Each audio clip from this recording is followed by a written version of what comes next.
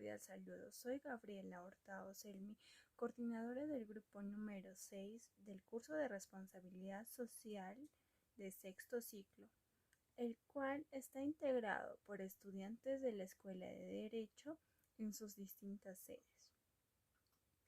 Bueno, para mí es un honor dirigirme ante ustedes, y presentarles nuestro proyecto de responsabilidad social, el cual trata sobre el tema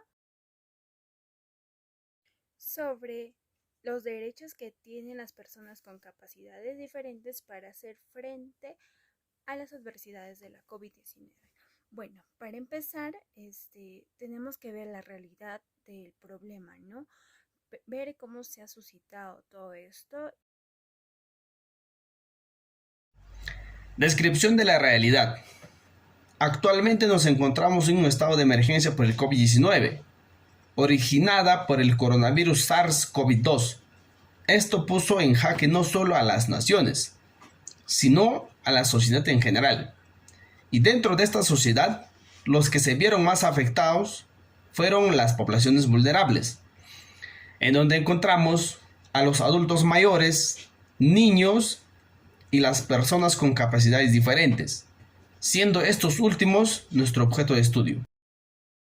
Es muy importante para orientar a la población que debido a la emergencia de salud que existe en estos momentos, el gobierno peruano decretó e implementó nuevas medidas ante las personas con capacidades diferentes para hacer frente a las adversidades de la COVID-19. Buenas tardes, mi nombre es Ruth Janet Guisado Ramírez, filial Cañete.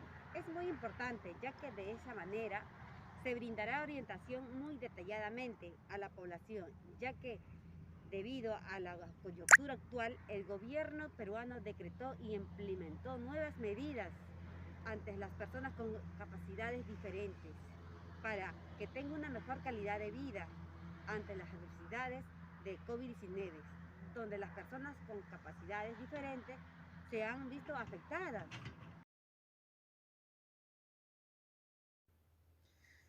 Es un gusto poder saludar a los estimados beneficiarios. Soy el estudiante Olivera Pérez Elart y en este punto quiero presentarles la siguiente interrogante. ¿Ustedes saben a quiénes está dirigido este proyecto? Así es, precisamente nos estamos enfocando en toda la población desorientada, en aquella población que carece de información precisa sobre los derechos que tienen las personas con capacidades diferentes que le hacen frente a las adversidades de la COVID-19.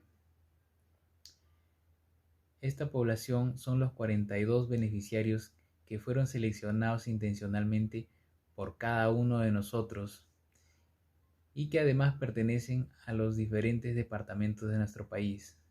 Dicho esto, quiero darle pase a mi siguiente compañero. Las personas con capacidades diferentes a menudo sufren de marginación por la sociedad o miembros de su propia familia. Y en el contexto de la actual pandemia, tanto el Estado como organizaciones internacionales intentaron protegerlos a través de medios legales, mediante la creación de leyes.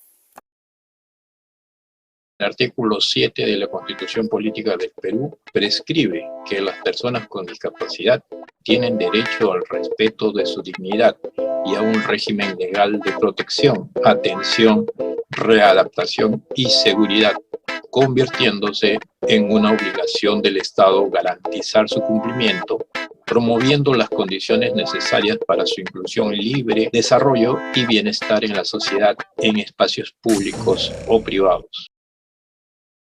Decreto Legislativo número 1468, publicado en El Peruano el 2020, que establece disposiciones de prevención y protección para las personas con discapacidad ante la emergencia sanitaria ocasionada por la COVID-19, con la finalidad de garantizar los derechos de las personas con discapacidad a la salud, a la seguridad, no a discriminación, al libre desarrollo y bienestar, información, integridad, autonomía, educación, trabajo, participación, entre otros, en condiciones de igualdad, asegurando su debida atención en los distintos niveles de gobierno ante la emergencia sanitaria ocasionada por la COVID-19.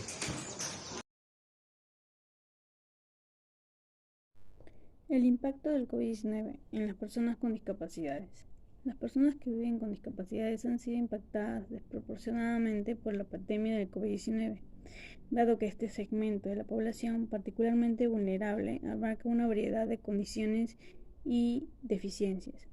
Las personas con discapacidades se han enfrentado a muchas barreras a lo largo de la pandemia.